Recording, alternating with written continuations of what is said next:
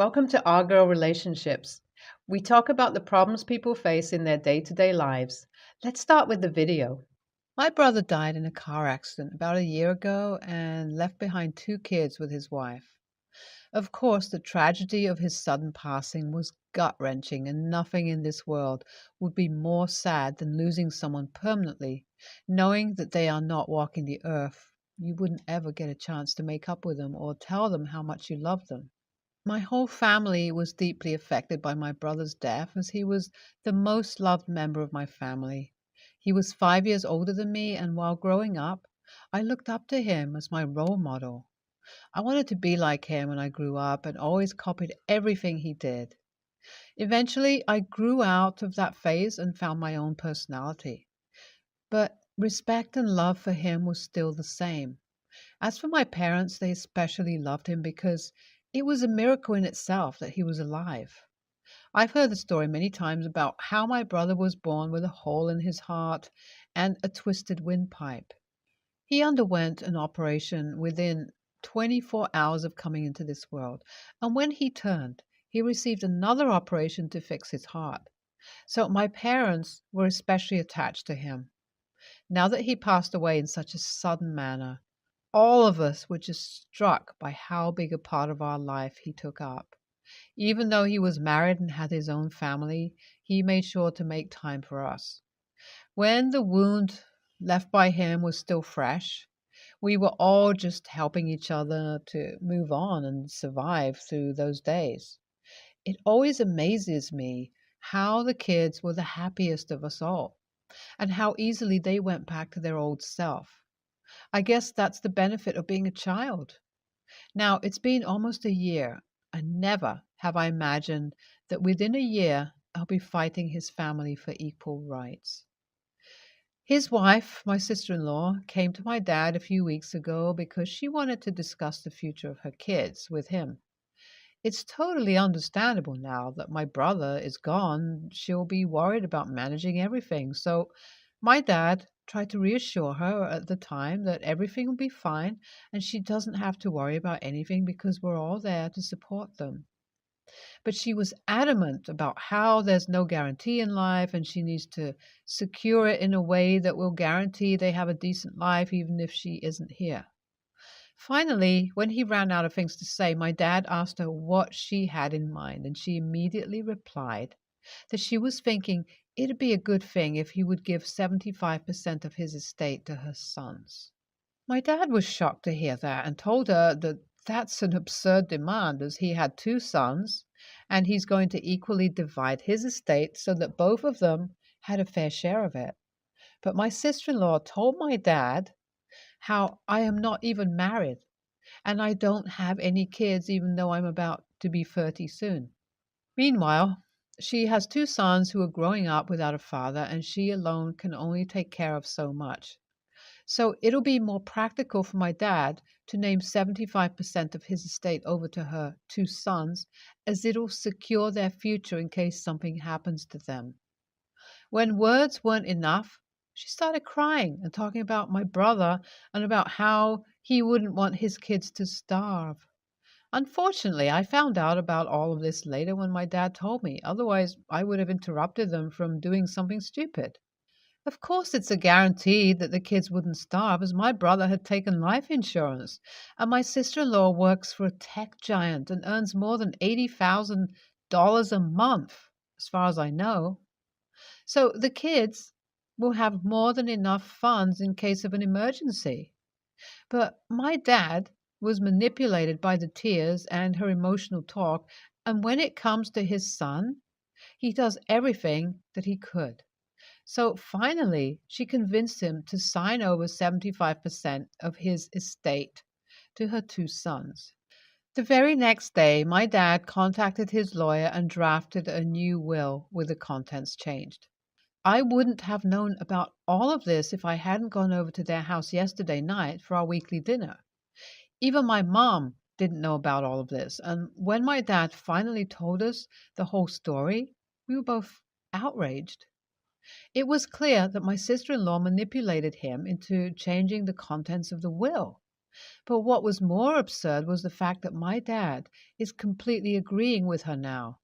He says that what she's saying makes sense, and as I'm more than capable of taking care of my own, I might not even need the rest of the 25% that I'll be getting. I wanted to shout in his ear how it's not about the 75-25% split, but about the fact that he let her tears sway his practical opinion. If this continues, he might end up being a piece of her chessboard, and both my mom and I are pretty insulted by the fact that my sister-in-law just disrespected my dad's intelligence. Now that I've found out about this whole matter, I can't even look at my sister-in-law the same way. I always respected her and thought the world of her, but this is a completely different face of her personality that we're seeing, and honestly, I don't know how to react to that. I would have liked to give her the benefit of the doubt that it was just the grief or the worry for her kids, but even I'm not that delusional. It's clear what she is after, and I don't plan on sitting tight and letting this happen. I need to do something about it and get my dad to see the reason. Will that make me an a-hole? Am I being greedy here, or is it really offensive what my sister-in-law did to my dad? So I thought a lot about how I should approach the matter, and I decided that talking to my sister-in-law would be the right thing to do. Even if she knows what she's doing, I needed to make sure it wasn't just her worry. And if she comes out as not that guilty, maybe I'll be able to convince her to think about it again and let my dad decide what he wants to do with his estate, instead of emotionally manipulating him into writing off a third of it to her sons. So I called her and asked her if I could come over sometime. At first, she was hesitant to talk to me, but when I said I'd like to meet my nephews, she finally agreed and told me to visit this Saturday, as the kids would be able to stay up late because the next day would be an off day for the school. So I'm going over to the house tomorrow, and I pray to God that this whole thing isn't what it seems like, and my sister-in-law would be able to see the absurdity of her action, and will talk to my dad again. So I actually went over to my sister-in-law's house with very low expectations, and she even managed to break them. I was thinking that at least talking to her would make her feel guilty about what she did and she'll see reason. But dang, I was so wrong. I did not think that I'm meeting a completely changed woman. And now she's not just my sister-in-law, but a widow too, and her priorities have changed. When I reached her home, I took my time and just played with the kids for a while and ordered pizza. My sister-in-law knew the main purpose of my visit already and was trying to avoid a direct conversation. But when I saw that we're not getting anywhere, I brought up the topic abruptly and caught her off guard. Either way, at least we were talking about it now, and that's what I wanted. Instead of blaming her for anything, I took an approach to give her a chance to explain herself. I asked her if it's been hard lately for her and if she's struggling financially, but she said that it's not what I'm thinking and she just wanted her kids to have a share of the estate. She said that I might think it was her being driven by my worries and emotions, but this isn't the first time she thought about the topic. She said that it was something she had talked about with her dad in the past, and even though my brother didn't agree with her completely, she knew that it's the right thing to do. She continued to talk about how, because she has two sons, a 75% part of the estate isn't an unreasonable thing to ask for, as at the end of the day, it'll be in the family only. Also, I don't have any kids or a boyfriend at the moment. I'm already 30, and even if I get married soon, there's no guarantee how many kids I'll have. So, me getting a 25% part is more than generous. I didn't hear anything beyond that point. As hard as of a blow as it was, I knew one thing for sure. It's not out of love or care that she's asked my dad to change the will. She's just greedy, and there's no going back from the realization. I went over to my dad's house on Monday after my conversation with sister-in-law. I knew he needed to know about her true intentions so he could make a decision without being influenced by lies. Thankfully, I'm a pessimist, always prepared beforehand for the worst cases. because I was smart enough to record my conversation with my sister in law the other day, and it's proof that she's just a greedy person who wouldn't have been able to pull a trick like this if my brother was still alive. When I went over to my dad and asked both my parents to sit down, as I wanted to show them something, they were both suspicious. But they sat down in the living room and I played the recording. After hearing everything on it, my dad was furious. He kept saying how he was too foolish. My mom was pissed into silence and didn't say anything about the whole matter. I stayed with them for a while and didn't ask them what they are going to do now. To be honest, I can't care less about the estate as I have more than enough money to go into retirement now and be able to live off of the royalties I've invested my money in. I just hope my dad won't ever be fooled by something like this again, and that we will know the true nature of my sister in law. NTA, you're not an a hole for trying to get your dad to change the will. As his son, you totally deserve an equal share in his estate. NTA, you're not an a hole, and the wife totally deserves to be cut off. She's just after the money, and I bet she married your brother only because he came from money. I, 29, work two jobs and have been for the last 3 or so years. I started dating my boyfriend, male 31, about a year and a half ago. The entire time we've been dating, he has been aware that I work two jobs. We're talking about moving in with each other, so we agreed to show each other our finances. At first, he balked at how much I spend on shopping, going out, but then he noticed how much my first job pays. You see, I have a really decent paying full time job, but I live in a big city, so cost of living is no joke. I can afford to live off of my full time job alone, but that leaves very little disposable income. So I would either have to choose between saving money or buying, doing fun things. My full time job is the standard 9 to 5. Well, technically 8 to 5:30, but Monday to Friday job. My part time job is freelance and I only work an extra 2 to 3 hours a night from home. It allows me to have a couple $100 a week extra that I can do whatever I want with. Usually, I go out during the weekends, or if I want that dress or that one pair of shoes, I can indulge myself because I'm still saving some money from my full time job. I even was able to use the money from the freelancing job to pay for a trip for our 1 year anniversary. Granted, I did continue to do some of the freelance work during the trip, but again, it was only about 2 hours a day, and I often did it while he was sleeping. So back to the problem. When he saw that I could afford to live off my full time job and that I was using my freelance job as play money, he got upset. He said he was under the impression that I couldn't afford my bills and rent without it, and he only suggested to move in with me to help supplement the cost of living. When I pointed out that it's still a good idea because we both would still save money, he said he's afraid that I'll blow the money that we'd save, since all I do is spend 100% of the money I make in my freelancing job. He thinks I should be saving the majority of it instead of using it as petty cash. I told him that if he moves in, we can discuss what would be a good amount to save from my main job. But I was keeping my freelance job because it's allowed me to have and do the things that we both benefit from. It never interfered with our time together, and it would allow us to do fun activities during the weekend. He thinks I mislead him because I don't need the second job, and I'm bad with money because I use it as my spending money, and he is now second guessing our relationship. I had no reason to tell him where the extra money I made went to, and it never seemed to bother him before when I was taking him out to dinner and on a nice trip. I also think I'm great with money. I'm prioritizing my bills and sacrificing just a little of my free time so I can enjoy the rest of my free time. So, am I the a hole? NTA sounds like maybe not someone you want to be with long term. If he is second guessing your relationship over this, also, it doesn't sound like you are bad with money. Sounds pretty smart to capitalize on a skill you can do freelance work with.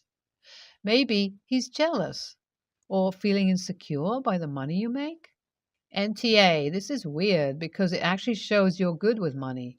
You are aware of your spending habit and desires, but also recognize the importance of saving and having funds for emergencies.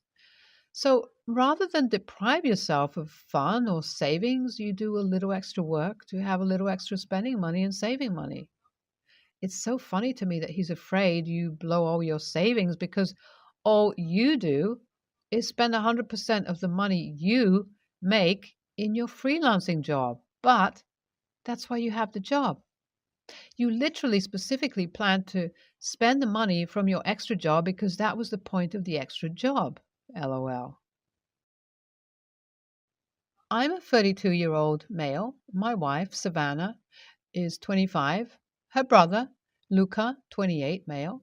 His husband, Ryan, 33, male.